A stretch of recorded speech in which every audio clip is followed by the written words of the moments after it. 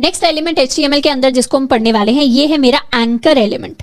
Anchor element हमारे page के ऊपर लिंक्स को ऐड करने के लिए यूज होता है। यानी कई बार हम कई सारी वेबसाइट्स के ऊपर जाते होंगे जहां पर किसी भी टेक्स्ट को क्लिक करके हम किसी और पेज पर जा सकते हैं।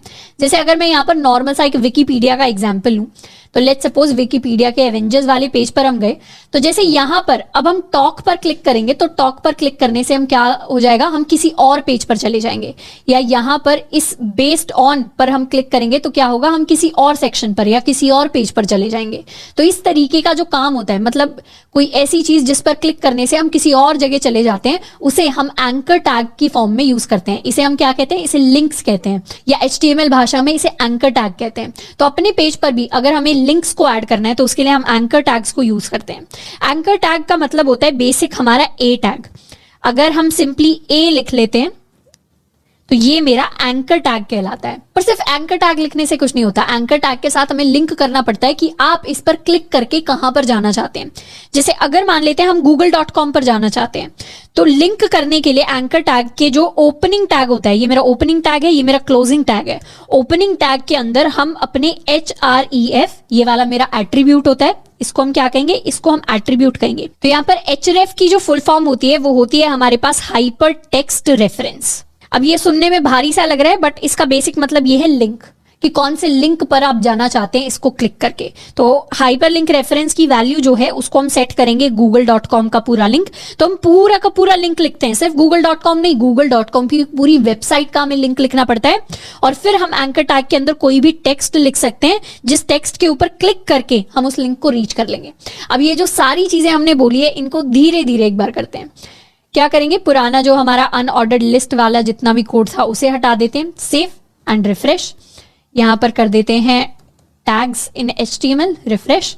एंड अब क्या करेंगे, अब एक एंकर टैग को हम क्रिएट करने वाले हैं। एंकर टैग को क्रिएट करने के लिए हम सिंपली लिखते हैं ए, इसे करेंगे सेव, रिफ्रेश। तो सिंपली ए लिखने से स्क्रीन के ऊपर कुछ नहीं होगा, पर जब इस एंकर टैग के अंदर हम कुछ टेक्स्ट लिखेंगे तब वो टेक्स्ट क्लिकेबल बनेगा। जैसे अगर मैंने गूगल लिख दिया, इसे करते हैं सेव, रिफ्रेश, तो अभी क्या हुआ, सिर्फ यहाँ पर नॉर्मल सा गूगल डिस्प्ले होकर दिखाई दे रहा है।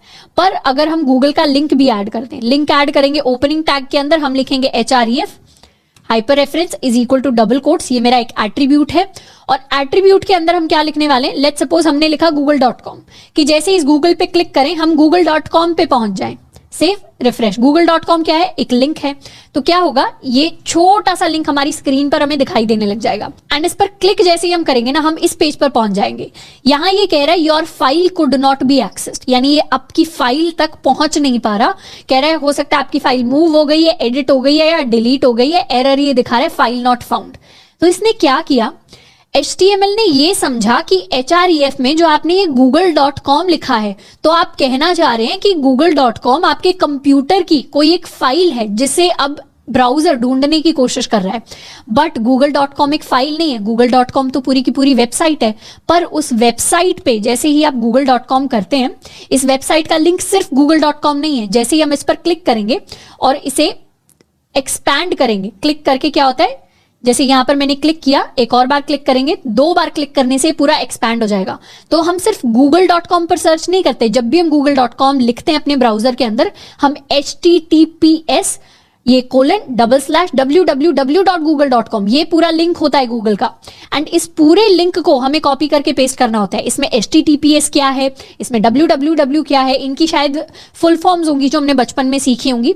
https हमारी एक प्रोटोकॉल होती है जिसके बारे में हम बाद में सीखने वाले हैं। www का मतलब वर्ल्ड वाइड वेब होता है, तो पूरे वेब के ऊपर google.com को सर्च किया जाएगा। बेसिकली google.com के साथ अगर हम लिंक करना चाहते हैं तो हमें पूरा का पूरा लिंक लिखना पड़ेगा।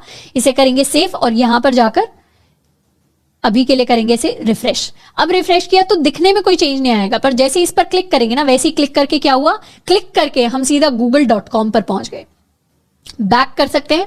उसी तरीके से हम चाहें तो एक और एंकर टैग क्रिएट कर सकते हैं। इस एंकर टैग में हम लिख देंगे नेटफ्लिक्स और इसे लिंक कर देंगे netflix.com के साथ। मैंने लिखा href और netflix.com का पूरा लिंक ले लेते हैं। netflix.com इसे करते हैं कॉपी एंड यहां पर पेस्ट। तो netflix.com है https और www.netflix.com और /in का मतलब लिंक्स के अंदर यूजुअली होता है इंडिया। जहां पर कोई ऐसी वेबसाइट होगी जिसको यूएस के लिए अलग वर्जन दिखाना होगा, वो यूएस लिखती है, यूके के लिए अलग वर्जन होगा तो वहां पर /UK या इस तरीके की कुछ चीज होगी। जैसे यहाँ पर बस ऐसे ही गेस कर रहे हैं कि IN की जगह अगर हम UK लिख के इसे रिफ्रेश करें तो भी IN आ रहा है, क्योंकि बाय डिफॉल्ट शायद वो ट्रैक कर रहा है कि हमारा जो IP है वो इंडिया का है। तो इसे कर लेते हैं हम क्रॉस। एंड अब क्या करेंगे, यहाँ पर हमने नेटफ्लिक्स लिखा है, ये नेटफ्लिक्स को लिंक कर दिया, इसे कर लेते हैं सेव, रिफ्रेश। तो एक लिंक मेरे गूगल का आ गया, एक लिंक मेरे नेटफ्लिक्स का आ गया। अब हम अगर गूगल पर क्लिक करेंगे तो ये गूगल पर पहुंच जाएगा, बैक करेंगे, नेटफ्लिक्स पर क्लिक करेंगे तो नेटफ्लिक्स पर पहुंच जाएगा, इसको बैक कर सकते हैं। इस तरीके से मल्टीपल वेब पेजेस या मल्टीपल वेबसाइट्स हैं जिनको हम अपने मेन वेब पेज के साथ लिंक कर सकते हैं। अब हमारा जो एंकर टैग होता है, इस एंकर टैग के अंदर जो मेरा href नाम का एट्रीब्यूट होता है, इस एट्रीब्यूट के अंदर हम दो तरीके के लिंक्स को ऐड कर सकते हैं। एक लिंक होता है हमारे पास एब्सोल्यूट लिंक और एक लिंक होता है हमारे पास रिलेटिव लिंक। एब्सोल्यूट लिंक कहने का मतलब है वो लिंक जो डायरेक्टली इंटरनेट पर जैसा दिखता है वैसे के वैसा वहां पर पेस्ट हो गया है। एब्सोल्यूट लिंक में जैसे अभी हमने गूगल लिंक कर रखा है, नेटफ्लिक्स लिंक कर रखा है, इस तरीके के लिंक्स को एब्सोल्यूट लिंक्स कहते हैं। रिलेटिव लिंक्स के अंदर यूजुअली हम अपनी फाइल के लिंक्स लिखते हैं। जैसे फाइल के लिंक कहने का मतलब है कि अगर अभी हम helloworld.html के ऊपर हैं तो यूजुअली जब भी हम बड़े बड़े प्रोजेक्ट्स बनाते हैं तो एक पेज से दूसरे पेज, मतलब एक HTML पेज से दूसरे HTML पेज तक जाने के लिए इस तरीके से हम लिखते हैं। यहाँ पर मान लेते हैं मैंने होम का ऑप्शन बना दिया और होम को किसी और पेज के साथ लिंक करने के लिए हम अपने रिलेटिव लिंक को यूज करेंगे।